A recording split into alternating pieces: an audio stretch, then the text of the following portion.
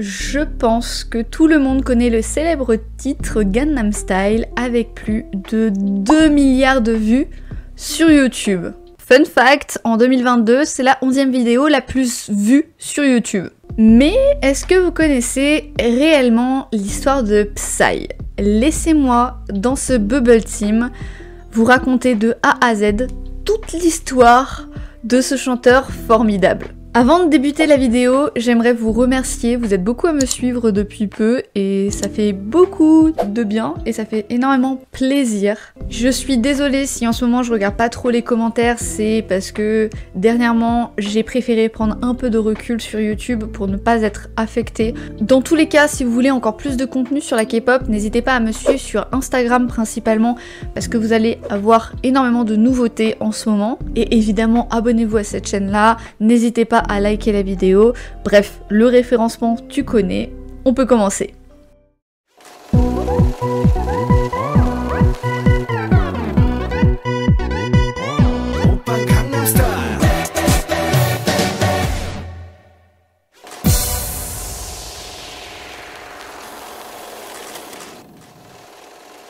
« 1977 à 2000, l'enfance de Psy. » L'histoire commence tout simplement avec une histoire d'amour entre Park Won-wo, président exécutif de DY Corporation, un fabricant d'équipements de fabrication de semi-conducteurs. C'est quelqu'un qui gagne énormément bien sa vie car cette entreprise marche vraiment bien. Celui-ci rencontrera par la suite Kim Young-hee, une restauratrice qui possède d'ailleurs plusieurs restaurants à Gangnam. Elle gagne très bien sa vie aussi et elle est considérée comme une femme d'affaires. Les deux se rencontrent, ils finissent par s'apprécier, puis ensuite ils finissent par se marier.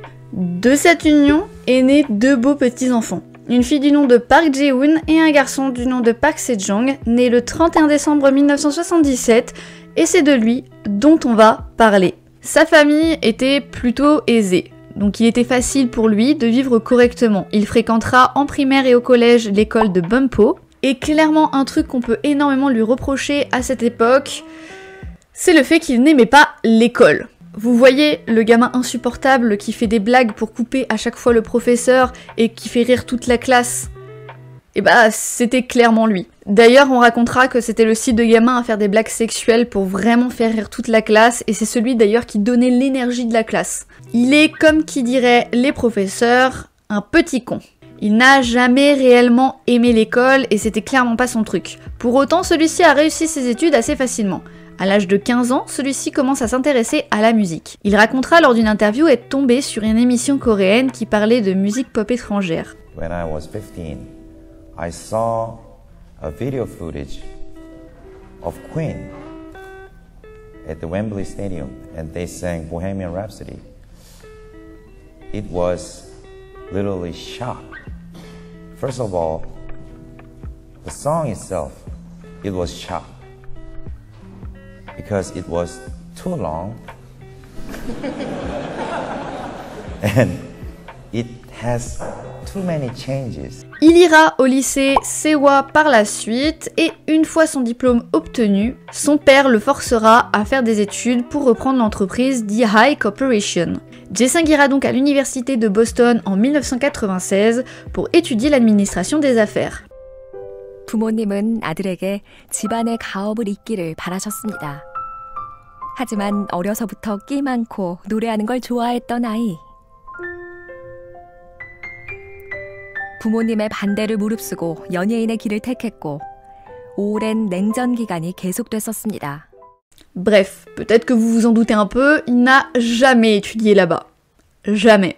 Et l'argent de son école qui reste est allé directement dans des instruments de musique et du matériel de divertissement, y compris un ordinateur, un clavier électrique ou encore une interface MIDI. Après avoir suivi un cours d'été en anglais et étudié pendant un semestre, il décide de totalement arrêter et quitter l'université de Boston pour ensuite s'inscrire et étudier principalement à Berklee College of Music, à la place. Pendant son séjour à Berklee, Psy a suivi des cours de base en formation de l'oreille, en écriture contemporaine et en synthèse musicale. Mais il a rapidement abandonné et est retourné en Corée du Sud pour poursuivre une carrière de chanteur sans avoir obtenu le diplôme de l'université de Boston ou même celui de Berklee.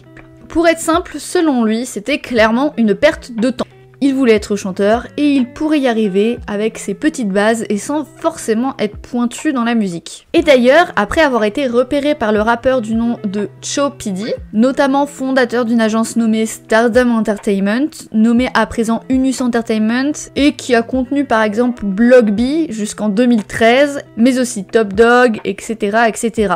Bref, il est repéré et il figure en 1999 dans l'album de Cho P.D, dans sa chanson Casanova de son deuxième album In Stardom 2.0. En Corée du Sud, Psy a fait sa première apparition à la télévision nationale coréenne en 2000, après que sa danse ait attiré l'attention d'un producteur de télévision. D'ailleurs, est-ce que vous savez pourquoi par la suite, il choisira le nom de Psy ?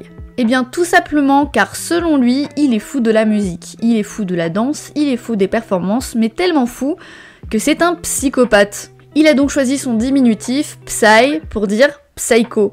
D'ailleurs pour ceux qui vont essayer de me reprendre en coréen, oui, en coréen on dit Psy, et en français, ou du moins en anglais, on dit Psy, pour le psycho. Bref, c'est à partir de là qu'on va rentrer dans les débuts de Psy.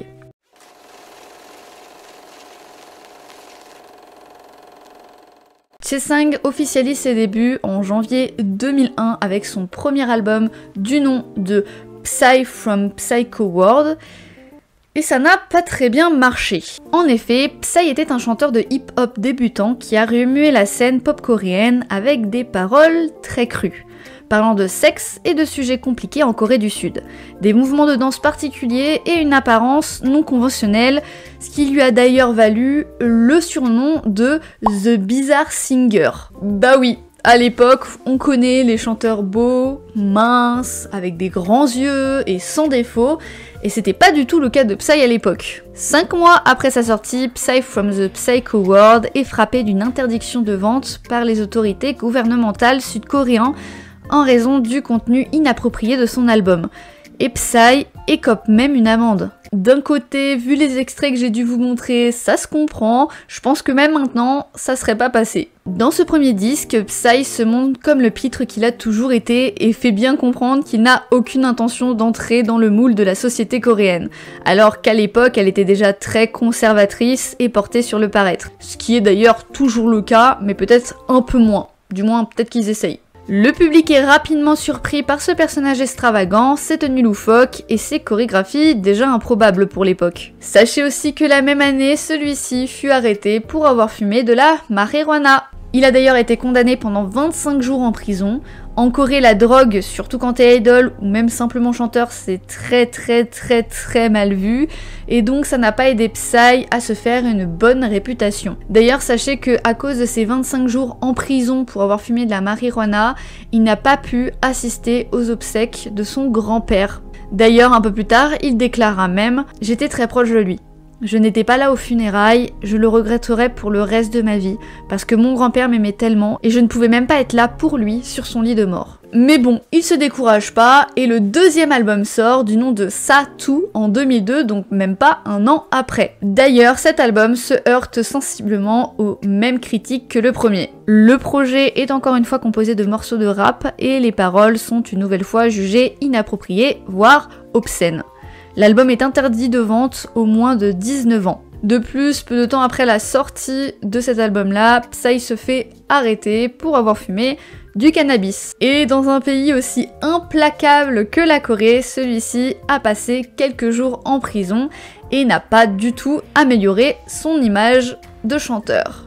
Ce n'est donc pas un très bon début pour ce chanteur / plus rappeur à l'époque, qui débute avec plusieurs controverses et une mauvaise conduite. Ce qu'il faut savoir, c'est que selon beaucoup actuellement, en 2022, il était clairement en avance sur son temps.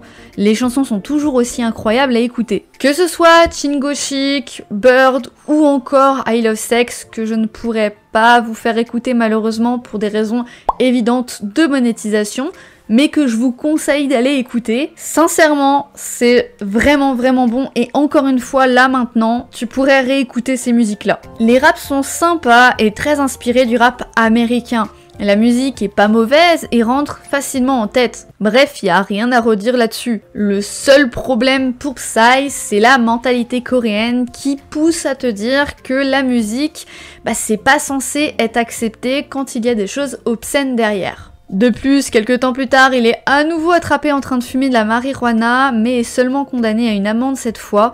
Cependant, encore une fois, ça ne donne pas forcément une bonne image de ce chanteur. Attends, il parle de sexe, il est plutôt impoli, et il fume. C'est pas du tout ce que la K-pop veut envoyer. Clairement pas, et encore maintenant, c'est pas du tout l'image que renvoie la K-pop actuellement. En plus de cela, il y a eu encore une polémique quelques temps plus tard que je vais vous raconter. Celui-ci se rend à un concert anti-américain. Alors, historiquement, en 2002, un convoi militaire américain a accidentellement frappé et tué 2 écolières sud-coréennes de 14 ans dans l'incident de l'autoroute de Gwangju. Les soldats impliqués dans l'incident ont été acquittés par les tribunaux militaires américains, ce qui a alimenté une quantité importante de sentiments anti-américains en Corée du Sud à l'époque. Et ce jour-là, Psy a soulevé une maquette miniature d'un char américain et l'a écrasé contre scène. Selon beaucoup, c'est une performance artistique et selon d'autres, c'est encore une façon pour Psy de faire une controverse facile. Bon, ça commence pas très bien pour lui, mais ça fait pas énormément de bruit, donc on laisse ça de côté. Cependant, on sait qu'il n'est pas très accepté. Rassurez-vous, son 3e album qu'il va sortir va beaucoup mieux marcher.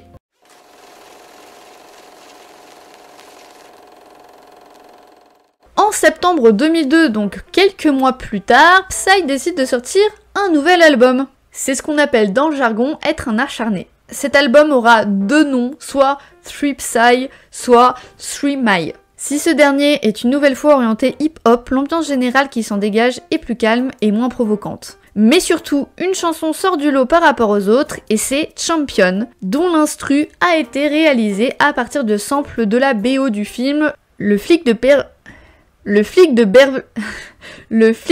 Beverly Hills. Oh, j'arrive pas à dire. Le flic de Beverly Hills. One eternity later. Beverly Hills. Beverly. Voilà. J'en ai marre. Évidemment, j'aurais adoré vous mettre des extraits de cette musique, mais c'est impossible encore une fois pour des raisons évidentes, sinon ma vidéo va être clairement supprimée. Il faudra donc se contenter de la pochette d'album et surtout d'aller en description pour aller l'écouter. La chanson devient vite un phénomène national et c'est le premier grand succès de Psy, en partie grâce au battage médiatique des matchs de la Coupe du Monde qui se sont tenus justement à Séoul. En fait, cette musique, on aurait dit clairement qu'il encourageait les Coréens pour la Coupe du Monde. Donc, évidemment, comme nous, les Coréens se sont enjaillés sur des musiques pour justement fêter la Coupe du Monde. La réussite de Psy est alors officiellement reconnue.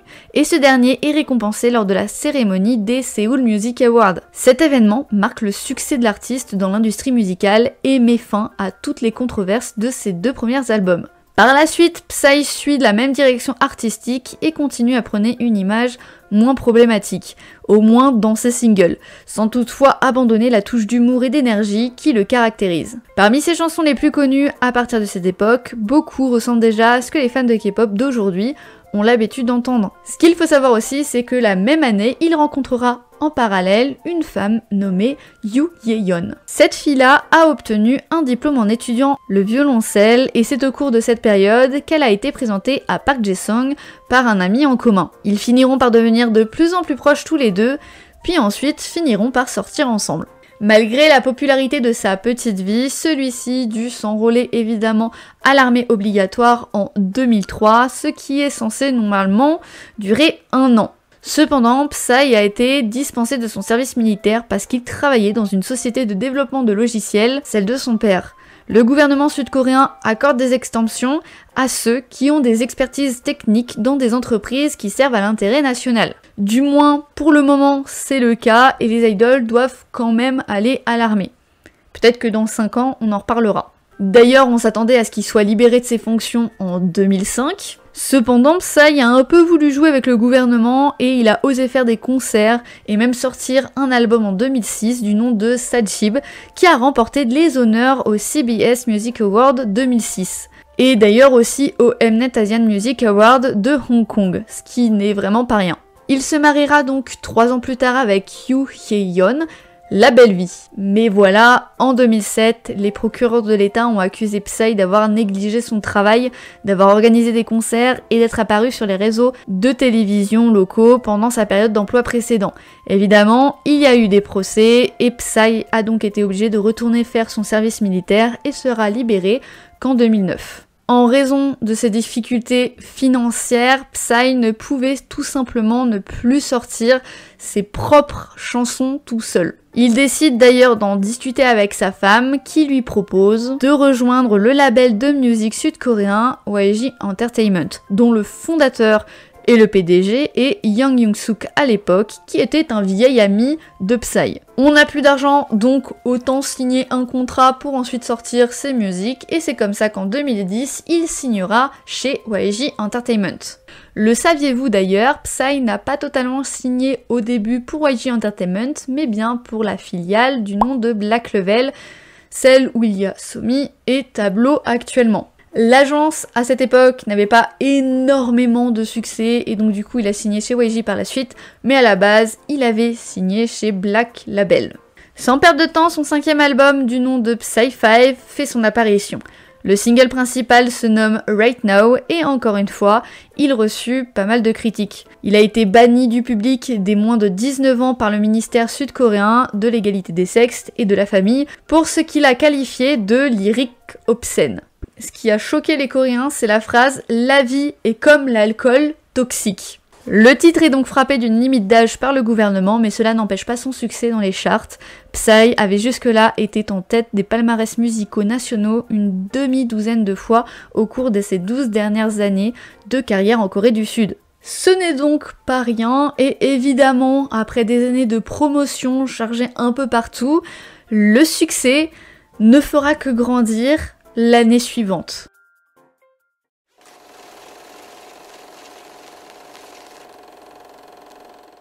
Qu'est-ce qui, selon vous, est sorti en 2012 ?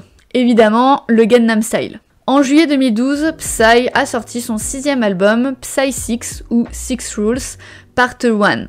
Et la chanson Gangnam Style est apparue dans les réseaux de diffusion et les journaux en dehors de l'Asie. Ai-je vraiment besoin de vous dire à quel point cette musique elle a fonctionné ou pas ? Surfant sur le succès de Gangnam Style, Psy a été signé par Scooter Braun à Braun Schoolboy Records, un label distribué par Republic Records pour davantage faire connaître ses musiques. Et évidemment, c'est le rêve pour lui. Il devient une star nationale et surtout internationale à partir de maintenant. Cependant, comme il dira très bien le 7 novembre 2012, en raison du succès de Gangnam Style, il vit maintenant à la fois un rêve et un cauchemar, car il sera difficile pour la prochaine chanson d'égaler le succès de Gangnam Style. Et comme toute grande star, parfois c'est juste trop dur à gérer et ils ont du mal à se remettre en question. Psy aura eu de gros problèmes d'alcool durant les années 2012 et 2013. Heureusement, sa femme l'a beaucoup aidé pendant cette période et il a plutôt bien réussi à s'en sortir justement grâce à elle, parce qu'en effet, la app de Gangnam Style n'en sortait pas. Tout le monde était obsédé par cette chanson. C'est tellement un hit que Tom Cruise tweet pour le mettre en avant. Le chanteur bizarre est devenu l'idole antithèse de la K-pop. Le 24 novembre 2012, Gangnam Style est devenue la vidéo la plus regardée de l'histoire de YouTube, dépassant la précédente vidéo la plus regardée, Baby de Justin Bieber. Il a remporté énormément de prix. Le 21 décembre 2012, Gangnam Style a atteint 1 milliard de vues sur YouTube, devenant ainsi la première vidéo à le faire dans l'histoire du site. Il a carrément rencontré l'acteur et cascadeur Jackie Chan qui l'a qualifié de modèle qui a prouvé que les rêves deviennent réalité. Il a été choisi comme chanteur de l'année dans le sondage public mené par Gallup Korea cette année-là. Mais par contre, évidemment, quand tu deviens connu, les polémiques ça remonte. Et donc on va remonter à une polémique qui date de 2004. D'ailleurs c'est une histoire un peu longue mais je vais essayer de vous résumer ça assez rapidement. En gros, un traducteur coréen est allé en Irak et a été enlevé et décapité. Faut savoir qu'à l'époque, la vague de anti-américains et du gouvernement coréen frauduleux sont très fréquents. Et Psy, à cette époque, avait critiqué le président Roh Moo-hyun et surtout il a chanté des paroles de la chanson Dear American du groupe de rock sud-coréen Next. Cette chanson critique l'armée américaine pour ses actions dans la guerre en Irak. Bon, cette histoire de base, elle date de 2004 et il n'y a jamais eu de problème jusqu'en 2012 parce qu'il est devenu populaire grâce au Gangnam Style. Ce qui a choqué les gens, c'est le fait qu'il chante principalement en Amérique, mais il a quand même été anti-américain pendant une grande période. Donc ça veut dire qu'il profite plus ou moins de sa popularité selon beaucoup. Bref, c'était une dure année pour lui, malgré le fait qu'il exprime que c'était à la fois un rêve de devenir aussi populaire en seulement une année. Le 12 avril 2013, l'audio du single Gentleman a été divulgué sur internet un jour avant sa sortie internationale officielle. D'ailleurs, saviez-vous ou pas que Gentleman avait aussi une grande controverse avant sa sortie ? En mars 2013, les médias sud-coréens ont rapporté que le titre du prochain single de Psy contiendrait le mot Asarabia, un argot utilisé pour les Sud-Coréens pour exprimer des sensations fortes ou simplement pour décrire quelque chose de très satisfaisant. Il y avait beaucoup d'objections pour ce titre parce que évidemment il y a eu beaucoup d'inquiétudes et ça a augmenté parce que les personnes d'origine arabe auraient pu mal interpréter le titre et le trouver très péjoratif alors que ça désignait quelque chose de positif en coréen. Psy a déclaré qu'il y avait eu un malentendu et que sa prochaine chanson subirait une refonte majeure. Le 19 mars 2013, un mois avant la sortie de la chanson, il a renommé le titre et les paroles de la chanson sur les craintes qu'elle puisse offenser les Arabes. Parce que de base, c'était clairement pas le cas, c'était vraiment pour dire un mot qui était utilisé en coréen, mais ils avaient trop peur de ça. Beaucoup de gens ont considéré que le changement de titre de sa chanson est délibéré et fait totalement exprès, visant uniquement à faire de la publicité pour une suite forte au Gangnam Style. Et évidemment, il y en a d'autres qui pensent tout simplement que c'est une erreur bête de sa part, ne voulant pas offenser une personne en particulier, mais juste parce qu'il voulait qualifier ce mot en coréen. Il publiera donc officiellement le 13 avril 2013 son clip. Parmi les artistes invités du concert spécial de Gentleman figuraient quand même Lee Hee, 2NE1 et G-Dragon. Il aurait investi plus de 2,7 millions de dollars américains dans la production d'un simple concert. Cependant, Gentleman n'a pas si bien marché, du moins si on compare avec le Gangnam Style, c'est clair et net, ça n'a pas marché de la même façon. En effet, beaucoup trouvent que Gentleman est juste un Gangnam Style de Wish. Ce n'est plus la même saveur et les gens se lassent facilement malgré les promotions de celui-ci. D'ailleurs, si Psy a reçu des avertissements pour avoir fait tomber un cône orange dans son clip, c'est bien parce que personne ne pensait que cette chanson aurait pu aussi bien marcher. En effet, Psy prenait toujours quelque chose dans chaque clip, donc c'était pas si choquant que ça. Alors qu'en réalité, il y en a plein qui étaient grave choqués quand ils ont su ça. Puis ensuite, devinez ce qui s'est passé. Une controverse. C'est tellement étonnant venant de Psy maintenant que je vous ai raconté toutes les controverses avant. Ce qu'il faut savoir, c'est qu'au début des années 2010, la politique de la Corée du Sud à l'égard de la Corée du Nord a été abolie, alors que les tensions entre les deux pays continuaient d'augmenter. Et le 13 avril, donc le lendemain de son retour, celui-ci assiste à une conférence de presse où il a exprimé ses regrets sur le conflit de son pays avec la Corée du Nord. Et il a décrit la situation comme une tragédie.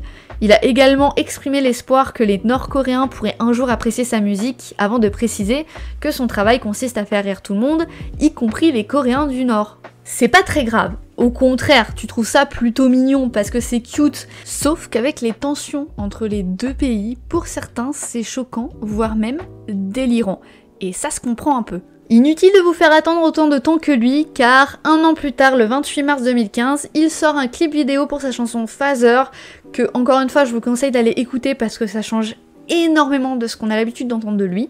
Et puis le 1er décembre 2015, Psy a sorti son 7ème album intitulé Tiptil Saida avec 2 titres, Daddy et Napalpaji. Des titres qui, pour les fans de K-pop, sont des bases, mais pour certains étrangers, sont juste les chansons du gars qui chante Gangnam Style. En gros, évidemment, encore une fois, il y en a beaucoup qui comparent ça à Gangnam Style, et du coup, ça a pas du tout la même ampleur, et les gens critiquent en disant que ce n'est pas du tout la même chose. L'album comprend des éléments de CL ainsi que William Promotion pour l'album incluant 2 performances sur Hingikao où le single Daddy remporte quand même un triple win. Sachez que pour les fans de danse et de jeux vidéo, Daddy a été mis dans Just Dance 2017. Voilà. Bref, c'est pas du tout mauvais ce qu'il fait, au contraire, c'est même très apprécié. Le problème c'est que c'est toujours compliqué d'être au-dessus et de remonter quand t'as déjà fait un clip énorme. En mai 2017, Psy a sorti son 8e album studio avec les singles principaux I Love It et New Face. L'album présente des collaborations de plusieurs artistes dont G-Dragon encore une fois et Taeyong. Le clip de I Love It mettait en scène l'acteur de Lee Byung-hun et le comédien Pico Talo, tandis que pour la vidéo New Face, Nahun Dea-Pink jouait le rôle titre.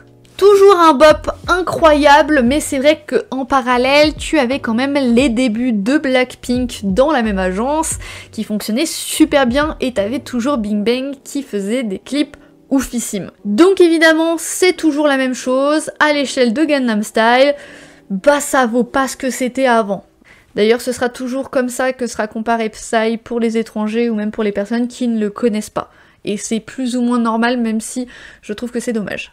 Après ses sorties, le 15 mai 2018, Psy quitte officiellement YG Entertainment après 8 années avec eux. Est-ce qu'il voulait du renouveau? Est-ce qu'il sentait que ça puait la merde pour après? Ou est-ce qu'il voulait tout simplement gagner plus d'argent qu'avant? Dans tous les cas, il va partir et malheureusement, certains vont pas s'empêcher de révéler des rumeurs qui vont rapidement arriver à des scandales pour notre Psy. Et oui, encore et encore, ça se répète.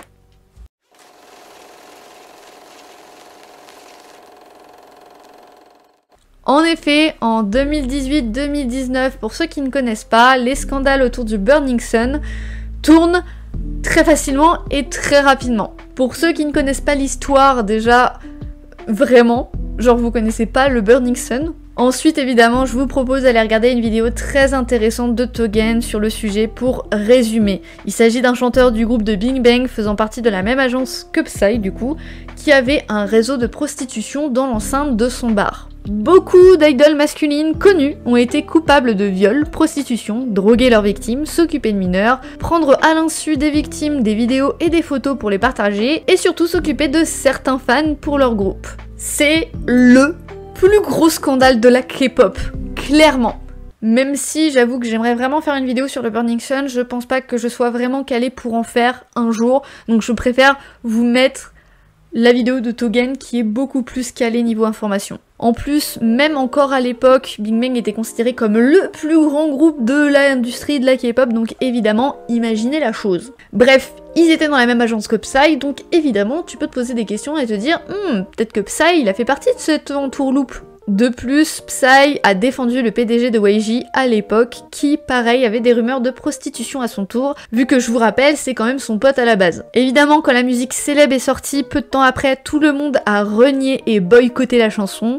Suzy, une des chanteuses dont le MV a été super critiqué d'y avoir participé, les fans disant qu'elle encourage les hommes de YG à continuer leur affaire, et d'autres internautes ont critiqué Psy pour avoir choisi la sortie de son album au milieu des controverses de la prostitution de YG, comme pour à nouveau faire le buzz.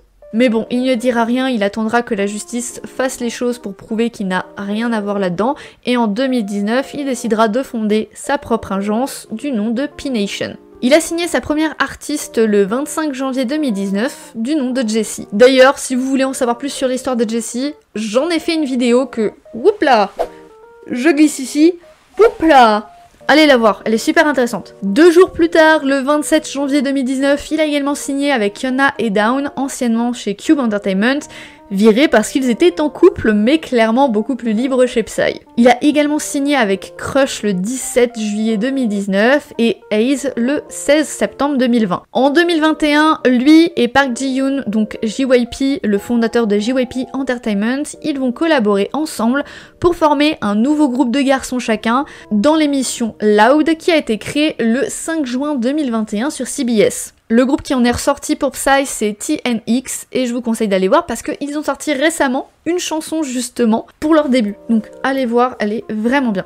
Et en 2022, le 29 avril, Psy a sorti son 9e album du nom de Psy9 avec son single principal Zat Zat en featuring avec Suga de BTS. Mais évidemment, il y a encore des chansons incroyables dedans, dont Happier avec Crush, Kenji avec Jessie ou encore Now avec Hwasa, bref, c'est du haut level. Il est clairement le pilier de la K-pop, son agence est considérée comme l'une des meilleures actuellement, il a des idoles qui sont super appréciées en ce moment, bref, une belle fin de vidéo pour le présenter. Sachez, pour rapidement parler de sa vie personnelle maintenant, il est toujours avec sa femme, mais celle-ci reste loin des caméras, sûrement pour se protéger. Ils ont 2 enfants, 2 petites jumelles, et en ce moment tout a l'air d'aller pour le mieux. Les fans l'admirent toujours, la popularité n'est plus un problème, l'alcool et la drogue non plus, du moins en tout cas il semblerait. Après je suis pas dans sa vie, si ça se trouve il est dans une descente horrible, mais je ne pense pas. Évidemment, j'ai mis de côté énormément de choses parce qu'il y a toujours plein de trucs à dire sur Psy, dont la dure relation entre lui et son père jusqu'à ce qu'il sorte la chanson Phaser par exemple, la relation incroyable entre les chanteurs de son agence et lui-même, le fait qu'au lycée, il a quand même composé plus de 100 chansons sans sortir de chez lui. Sachez aussi que pour créer la danse Horse Riding de Gangnam Style, lui et ses chorégraphes ont réfléchi plus de 30 jours pour pouvoir la faire correctement, ce qui paraît limite insensé pour une danse aussi simple et facile. Et j'ai même mis des scandales moins importants de côté. Du moins, j'ai essayé de vous résumer plutôt rapidement avec une vidéo d'environ 30 minutes la vie de cet homme. De rappeur censuré à patron de sa propre agence, il a quand même eu un long parcours et a marqué l'histoire de la K-pop mondialement. Évidemment en espérant qu'il continuera sur cette lancée. Et voilà, c'était l'histoire de Psy. Je ne sais pas si vous étiez au courant de tout, si je vous ai appris certaines choses, en tout cas, je suis très contente d'avoir fait cette vidéo, c'est le premier homme dont j'ai parlé dans les Bubble Team, et je suis super contente d'avoir commencé par lui, surtout peu de temps après la sortie de son album que j'adore et que je vous conseille encore une fois d'aller écouter. Merci d'avoir regardé cette vidéo, n'hésite pas encore une fois à t'abonner, à liker la vidéo, à lâcher ton petit com avec le hashtag Bubble Team, vu que c'est le thème de la vidéo, et puis voilà. Cette fin nulle. Netflix, Netflix, I'm on Netflix, Netflix, I'm on Netflix, Netflix. Sometimes me selfish, selfish. My love Netflix, Netflix. Yeah, yeah. 지루함에 슬픔들이 go.